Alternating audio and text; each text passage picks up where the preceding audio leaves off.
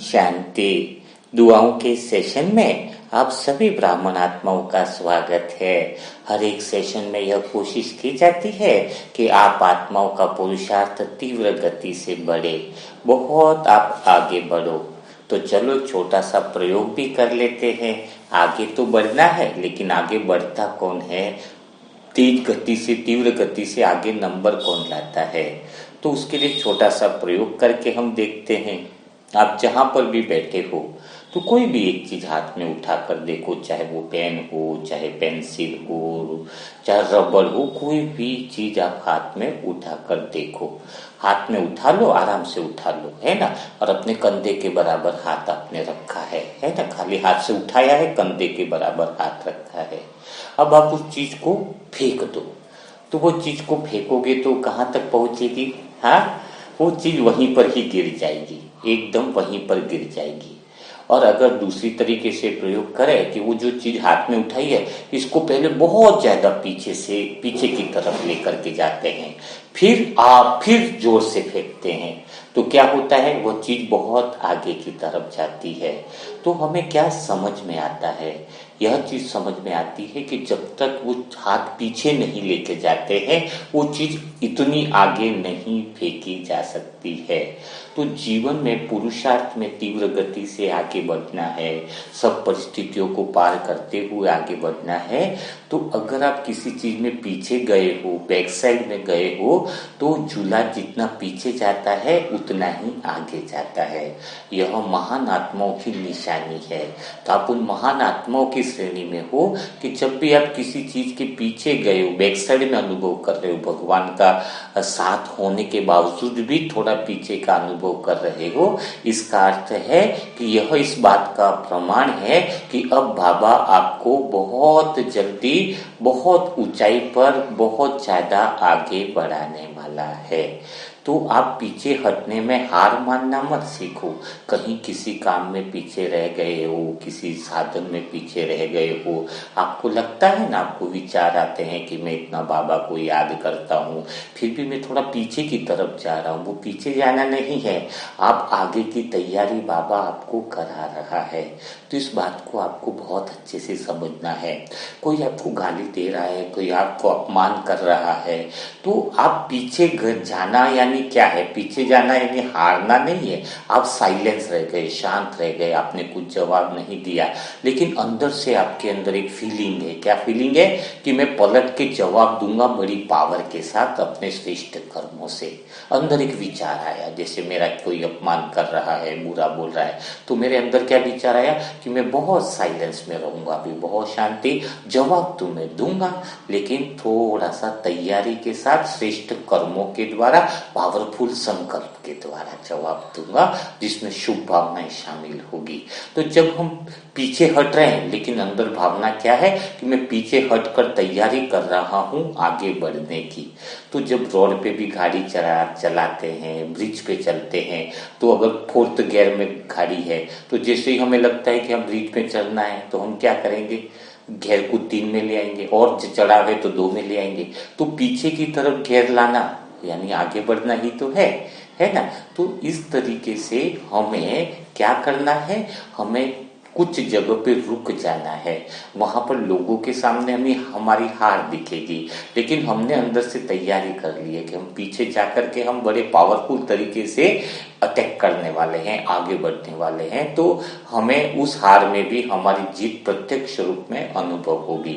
अपने अहंकार को त्याग कर, जहां पर थोड़ा रुकना पड़े, जहां मोल्ड होना पड़े, जहां पीछे हटना पड़े, हट जाओ। यह कला बहुत अच्छे से आनी चाहिए। बताए ना, हाथ पीछे जाएगा तो वो चीज आगे जाएगी। जो वहीं पर ही अटैक करना चाहता है, वहीं पर, जिसको झुकना नहीं आता है, जिसको पीछे जाना नहीं आता है, पीछे जाना यानी मोल्ड होना नहीं आता है, वह आत्मा आगे नहीं जा सकती है।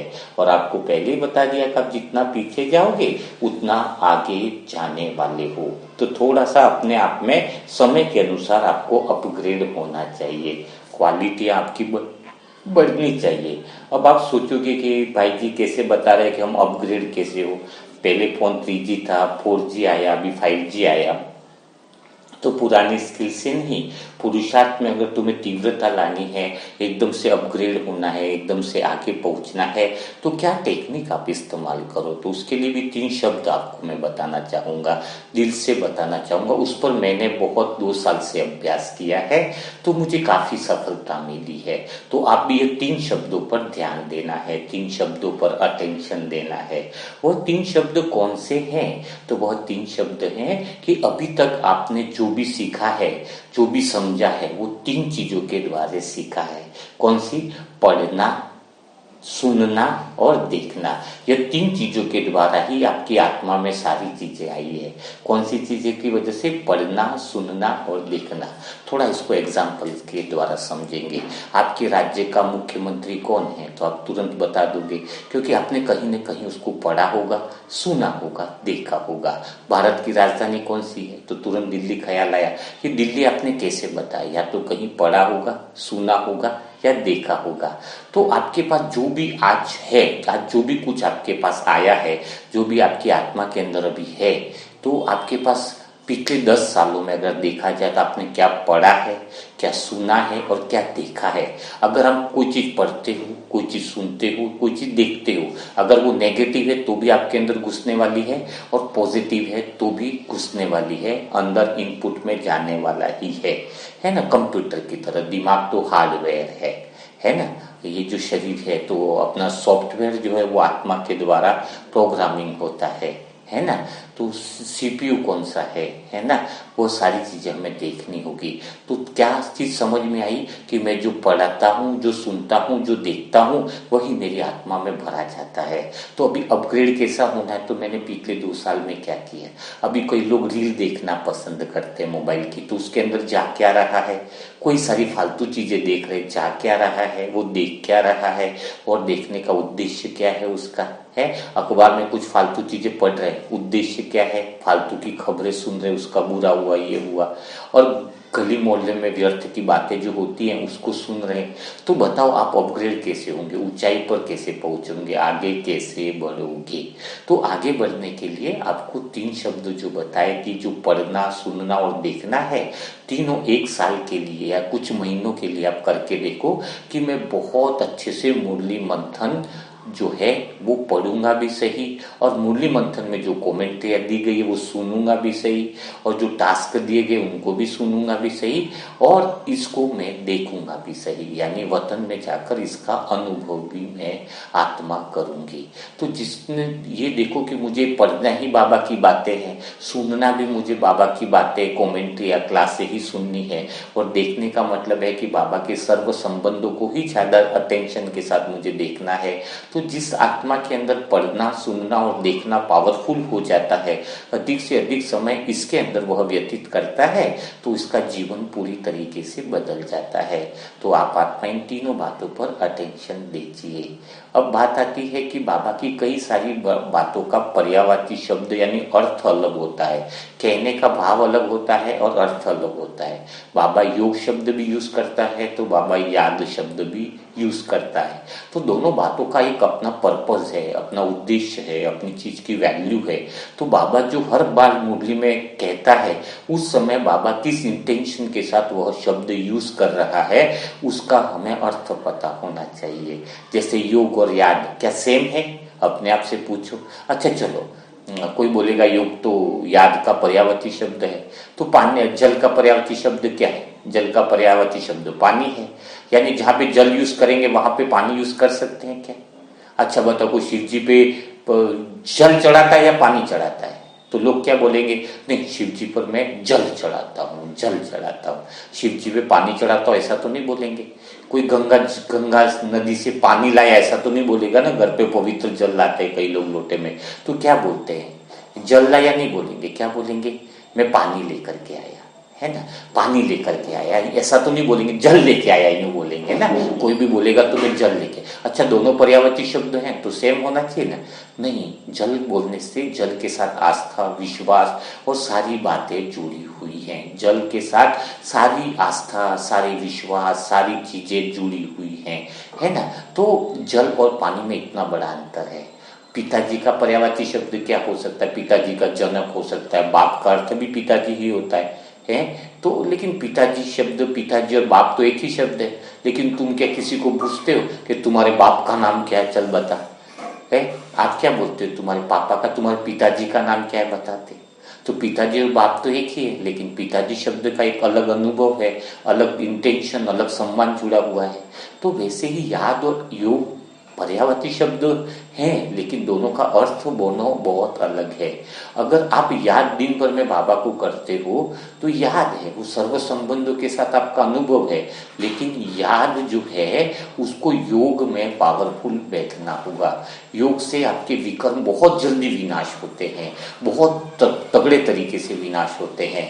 तो आज से आपको क्या करना है, अपग्रेड बनाने के लिए योग को, आज आधा घंटा आपने कमेंट्री सुनी, तो कमेंट्री कितनी गहरी होती है। अभी आपकी आदत होगी एक एक घंटे का मुरली मंथन, मेरे हिसाब से आप बिना हिले डुले सुन रहे हो, यानी एक घंटा आपको बैठने की आदत तो हो चुकी है।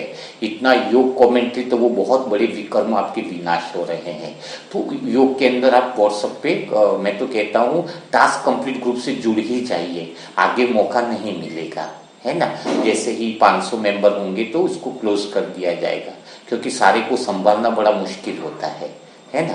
तो टास्क कंप्लीट ग्रुप से, क्योंकि आप ऑडियो कमेंट्री लो, क्योंकि मुरली तो पूरी सुननी पड़ती है ना, उसमें ऑडियो कमेंट्री आपको आधी मिलेंगी, जो जितनी पूरी कमेंट्री रहती है, पूरा सुनने की जरूरत नहीं है। तो आप आधा घंटा योग किया, कल 1 घंटा योग किया, 2 घंटा 20 मिनट बढ़ाया, फिर 20 मिनट बढ़ाया, रोज 10 मिनट 5 मिनट आप बढ़ाओ, तो क्या होगा, आपके विकर्म बहुत जल्दी विनाश हो जाएंगे। आपका पर्पस जीवन में पक्का होना चाहिए, पर्पस होगा तो ही तुम लोग आगे बढ़ सकते हो। पर्पस का अर्थ क्या हुआ, जैसे एक इंसान जा रहा है तो आप खाली भाग रहे हो, परेशानियों की वजह से भाग रहे हो, और बाबा को याद कौन करता है, जो परेशानियों से भागता है, दौड़ता है, वह योग करता है। अभी आप पूछोगे भागना और दौड़ना में तो अंतर होना चाहिए, एक ही होना चाहिए? नहीं, आप भागना और दौड़ना दोनों अलग अलग पर्पज है। जैसे कोई दंगे हुए तो आप वहां से क्या करते हो, भागते हो, क्या बोलते हो, दौड़ते हैं नहीं बोलेंगे, तो चलो भागो, क्या बोलेंगे, भागो भागो। तो वहां पे इंसान भागता है, कुत्ता पीछे दौड़ा तो आप भागते हो, दौड़ते नहीं हो। और दौड़ने का अर्थ क्या हुआ कि आप बगीचे में जा रहे हो तो आपको 3 किलोमीटर की व्यायाम करना, कोई मंजिल है, आपका पर्पज है कि मुझे रेस में आना है, मुझे ये आना है, तो आप दौड़ते हो। तो तब उस शब्द का यूज दौड़ने का करना चाहिए, तो भागना, तो आप पुरुषार्थ में भागते हो ना, तो वह चीज नहीं है। दौड़ना मतलब पुरुषार्थ का अर्थ है कि योग में एक लक्ष्य बन जाए, पर्पज होना चाहिए। पर्पज जिस दिन बन गया कि मैं आज आधा घंटा योग में इसलिए बैठ रही हूँ कि मैं आत्मा गहरी बाबा के योग में डूब जाऊं और मेरी विकर्म विनाश हो जाए, मुझे अपना हिसाब किताब पूरा करना है। और प्लेटफॉर्म भगवान ने आपको दिया है, बहुत अच्छे बाबा के संबंधों के गहरे अनुभव है, तो अधिक से अधिक याद बहुत होगी, ज्ञान बहुत सुन लिया है ना, ज्ञान बहुत सुन लिया। अभी क्या हो रहा है, मुरली मंथन के साथ आपको योग भी कराया जा रहा है, तो अब अधिक से अधिक कमेंट्रियां सुनने का समय आया है। अधिक से अधिक योग करके अपने परिवार को सेव कर सकते हो, दुआओं से कर सकते हो। योग से घर का वायुमंडल भी बहुत जल्दी बदल जाता है। तो योग करना बहुत ज्यादा जरूरी है, बैठ कर योग करना। और दिन में आज आधा घंटा किया तो 5 मिनट बढ़ाओ, फिर 10 मिनट बढ़ाओ, फिर ये बढ़ाओ। देखो वैल्यू कैसी होगी, आप भगवान के साथ बैठकर योग कर रहे हो तो आपकी वैल्यू बहुत ऊंची हो जाएगी। आप खाली धन मांग रहे हो भगवान से, है कि धन ही दे दो, तो क्या आपकी वैल्यू होगी? चलो एक उदाहरण के द्वारा बताओ, एक कलेक्टर ने आपको 10 रुपया दे दिया, जा चाय पी लेना, ठीक है, कलेक्टर ने आपको कितना दिया, 10 रुपया दे दिया कि जा चाय पी लेना। और एक है कि कलेक्टर ने आपके साथ बैठकर चाय पी, बताओ वैल्यू कौन सी होगी, किस बात की वैल्यू होगी? एक तो 10 रुपया दे दिया कि जाओ चाय पी के आ जाना, और एक है कि कलेक्टर के साथ बैठकर चाय पी, तो इज्जत कितनी बढ़ जाएगी, भाई मैंने तो कलेक्टर के साथ चाय बैठ करके पी। तो आप खाली धन लेकर के खाली भाग जाने वाले हो, क्या उसकी वैल्यू है कि भगवान के साथ बैठकर डिनर करने की वैल्यू है, भगवान के साथ पिकनिक बनाने की वैल्यू है, भगवान के साथ वो सजनी और साधन के संबंध की गहरी अनुभूति करने की वैल्यू है, या फिर भगवान से कुछ लेकर के डिटैच हो जाने का आपका संकल्प है या विचार है, जो भगवान से होकर के लेकर के कुछ डिटैच होना चाहते हो कि भगवान ठीक है बच्चे की जॉब दे दो, भगवान ठीक है परिवार में उसकी शादी करा दो, भगवान ठीक है उसकी बीमारी ठीक कर दो, मतलब बीमारी ठीक करी और आप भाग गए, वही कलेक्टर ने 10 रुपया दिया, जा घर पे टपरी पे कहीं जाके चाय पी लेना, ये तो वही बात होगी। तो आपका पर्पस क्या होना चाहिए योग में कि नहीं मुझे कुछ चाहिए नहीं, वैसे ही सब कुछ दे देगा, भगवान के साथ बैठोगे तो क्या आपकी कोई चीज बाकी रहेगी है? तो कुछ चीजें जो चाहिए वो भगवान वैसे ही देगा, आपने जो चाहते रखे, लेकिन सबसे बड़ी चाहत तो आपकी भगवान के साथ यही है, हे परमात्मा तेरे साथ डिनर करने की इच्छा है, हे मीठे बाबा तेरे साथ पिकनिक जाने की इच्छा है, हे भगवान तेरे साथ मुझे संगम युग के हर पल बिताने की इच्छा है, हे भगवान मैं तेरे साथ खाना खाना चाहती हूँ, तेरे साथ बहुत बातें करना चाहती हूँ, बगीचे में बैठकर एकांत में गुम हो जाना चाहती हूँ, तेरे प्रेम में डूब जाना चाहती हूँ, यह मेरी इच्छा है, ये है मेरी इच्छा, मैं तेरे साथ पुष्प विमान में घूमना चाहती हूँ, तेरे साथ सत्युग के नजारे देखना चाहती हूँ, तेरे साथ मैं अपना अलौकिक जन्मदिन मनाना चाहती हूँ, तेरे साथ रहकर विश्व की सेवा करना चाहती हूँ, तू नहीं तो कुछ नहीं, तेरे बिना कोई साधन की वैल्यू नहीं, तेरे बिना कुछ भी नहीं। तो इच्छा क्या है? कलेक्टर्स के साथ बैठकर चाय पीने की इच्छा है ना, 10 रुपया लेकर जाने की इच्छा नहीं है ना।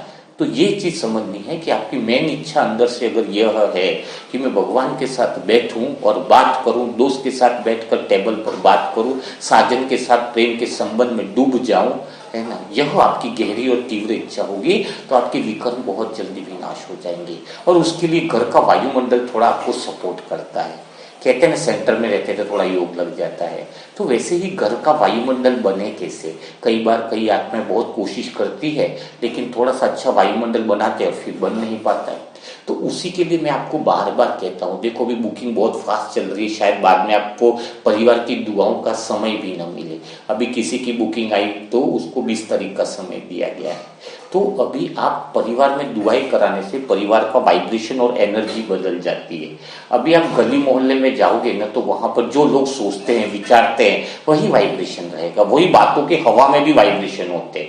हवा कैसी है? आप मधुबन की हवा देखो, कितना चेंज का अनुभव होता है, वो ताकत का अनुभव होता है। और किसी जगह पे जाओ घर में 2 मिनट रुकने की इच्छा नहीं होती है, क्योंकि वहां की इतनी नकारात्मक एनर्जी अपने को असर करती है। तो सबसे पहले फैमिली को दुआ करवानी चाहिए, जिससे आपके परिवार में वो मकान के अंदर बहुत बड़ी एनर्जी चेंज होती है, जिससे आपका योग भी लगता है और परिवार के लिए दुआएं करने पर भी परमात्मा भी तो कचरे वाले जगह पे तो नहीं आएगा ना, शुद्ध वायुमंडल में आएगा। तो शुद्ध वायुमंडल दुआएं कराने से भगवान का रास्ता खुलता है आने के लिए। वो बहुत दुआओं का घर में तो भगवान का वास होता है ना। तो ब्लेसिंग अपने को करानी चाहिए। तो आज हम जिनको दुआएं देने वाले हैं वो है सीमा बहन को। तो सीमा बहन के घर पर, फैमिली पर इतनी पवित्रता के वाइब्रेशन फैल लो कि उनका घर मंदिर बन जाए, उनका घर स्वर्ग से भी ज्यादा सुंदर बन जाए, उनका मन भी मंदिर बन जाए, सारे परिवार में ऐसी भगवान की छत्र छाया आ जाए कि सबके शुद्ध संकल्प पूरे हो जाए। इतनी ढेर सारी दुआएं आप देते ही हो और आप बहुत पुण्य कमा रहे हो और आपकी हिसाब किताब भी इसकी वजह से पूरे हो रहे हैं। क्षमा याचना कमेंट्री भी बहुत अच्छी चल रही है, जिसको बार बार रिपीट करना है। तो इन सारी आत्माओं को, सीमा बहन और उनके परिवार को आपको ढेर सारी दुआएं देनी है। तो दिल से मेरा निवेदन है कि आप ढेर सारी दुआएं दो इनको और बहुत अच्छे से अपने मन को व्यवस्थित करो, जीवन का पर्पस फिक्स करो कि मुझे अपने हिसाब किताब पूरे करने हैं, एक बहुत बड़ा टारगेट है। और दूसरी बात, पर्पस ये होना चाहिए कि भगवान के साथ बैठने का अनुभव लेना है, भगवान में के संग रहने का अनुभव लेना है। बाकी धन दौलत सब चीजें तो द्वापर युग से हम देखते आए हैं और वो वैसे ही बाई प्रोडक्ट में पूरी कर देगा बाबा, बाई प्रोडक्ट में वैसे ही बाबा पूरी कर देगा। 90 दिन का दिया ना टास्क, तो वैसे ही पूरा बाबा आपको कर देगा। तो इसमें दुआओं का टास्क भी आपको डेली करना है ताकि आपकी 90 दिन की सजेशन जो है वो बाबा पूरी कर देगा। ठीक है ना। तो यह सारी चीजें हैं। तो जो नई आत्माएं जुड़ना चाहती हैं और टास्क कंप्लीट ग्रुप में भी ऐड होना चाहती हैं, उसके लिए क्या नियम और शर्तें हैं, उसके लिए आप व्हाट्सएप नंबर दिया जा रहा है 7202921969 7202921969। इस पे ओम शांति लिखे, अपना नेम और एड्रेस फिलअप करें, फिर आगे उनको प्रोसेस बताया जाएगा। तो कल फिर मुलाकात होगी दुआओं के ऐसे सेशन के साथ। तब तक के लिए सभी भाई बहनों को ओम शांति, ओम शांति, ओम शांति।